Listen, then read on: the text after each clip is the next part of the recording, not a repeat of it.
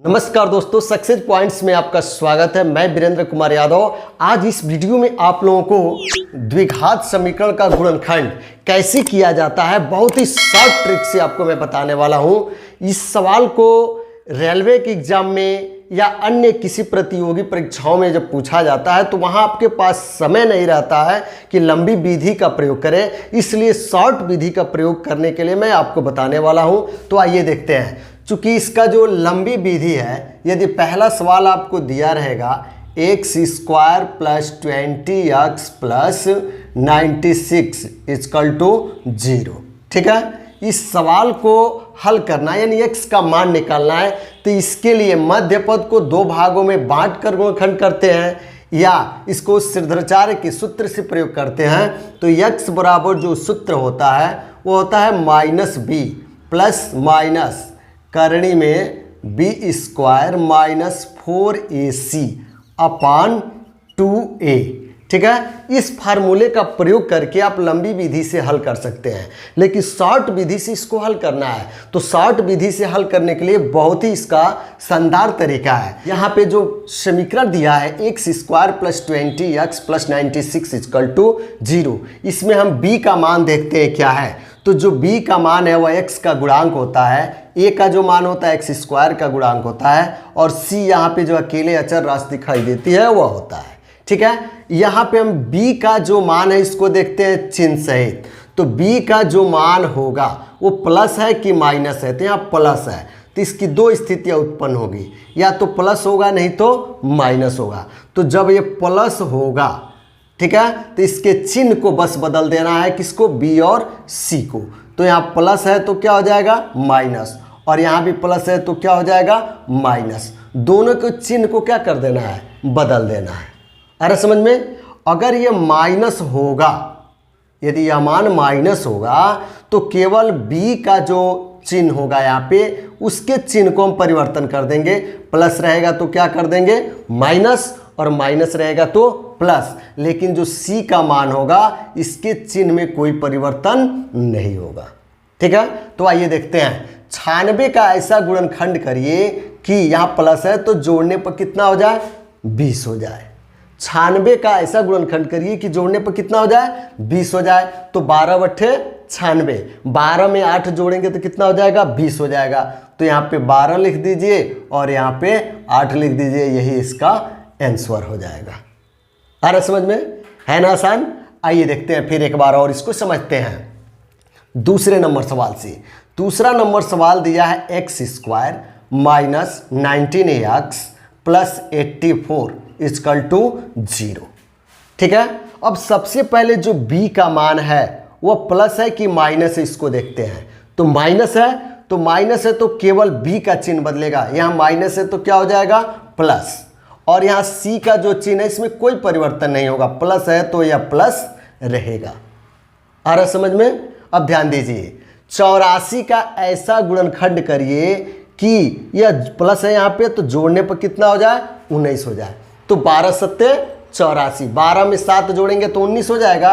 तो यहाँ पे प्लस 12 और कामा कर देंगे, यहाँ पे प्लस 7, यही इसका आंसर हो जाएगा। है ना आसान, बहुत ही शार्ट ट्रिक है। तीसरा सवाल देखिए, यहाँ पे तीसरा जो दे रहा है आपका क्या, x square minus 20x minus 96 equal to 0। अब यहाँ पे जो b का मान है चिन्ह इसका हम देखेंगे क्या है, माइनस है। तो माइनस है तो यहाँ पे बस b का चिन्ह बदल जाएगा, c का चिन्ह नहीं बदलेगा, जो है वही रहेगा। अब यहाँ पे चिन्ह देखिए माइनस है तो 96 का ऐसा गुणनखंड करिए कि घटाने पर कितना हो जाए 20 हो जाए। तो 24 में 4 का गुणा करेंगे तो कितना होगा, 24 चौक को 96, और 24 में से 4 घटाएंगे तो कितना हो जाएगा 20 हो जाएगा। 24 चौक को 96, तो 24 को इधर लिख देंगे और कामा दे देंगे और 4 यहाँ पे आ जाएगा, यही इसका आंसर होगा। यानी जो बड़ा मान होगा उसको पहले लिखेंगे और छोटा मान होगा उसको बाद में लिखेंगे। है ना आसान।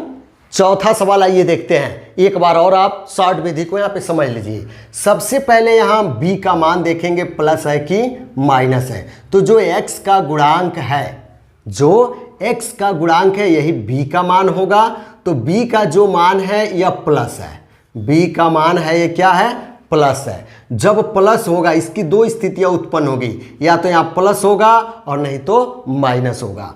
तो दो स्थितियां उत्पन्न होती है। यदि यह चिन्ह प्लस होगा, ठीक है, तो यहाँ पे यह b का मान है और यह c का मान है, तो दोनों को चिन्ह को बदल देना है। यहाँ प्लस है तो क्या हो जाएगा माइनस, और यहाँ माइनस है तो क्या हो जाएगा प्लस। यदि ये माइनस होगा तो केवल किसके मान को बदलेंगे, b का जो मान होगा बस इसके चिन्ह को हम बदल देंगे।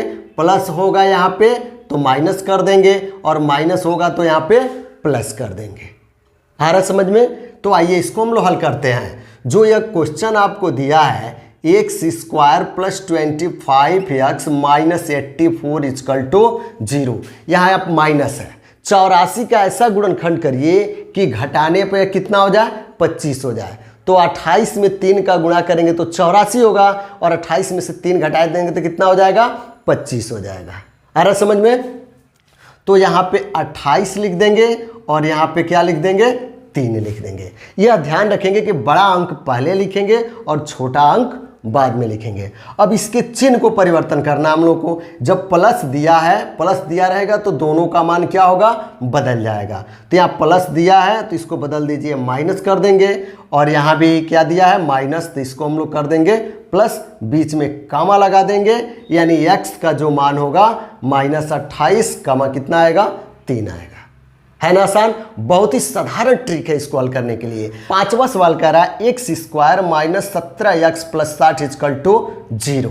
यहाँ पे x का मान निकालना है बहुत शॉर्ट ट्रिक से। तो सबसे पहले जो b का मान है यह देखते हैं प्लस के साथ है कि माइनस के साथ है।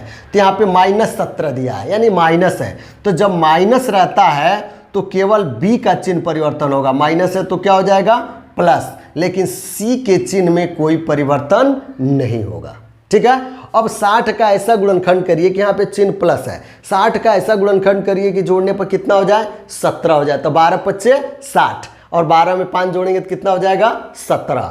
तो 12 हो जाएगा और कितना हो जाएगा 5, बीच में यहाँ कामा दे देंगे। यह ध्यान रखेंगे बड़ा अंक पहले लिखते हैं और छोटा अंक बाद में। यही x का मान होगा और यही इसका आंसर होगा। दोस्तों वीडियो पसंद आया हो तो लाइक शेयर और कमेंट जरूर कीजिएगा। Thanks for watching my video.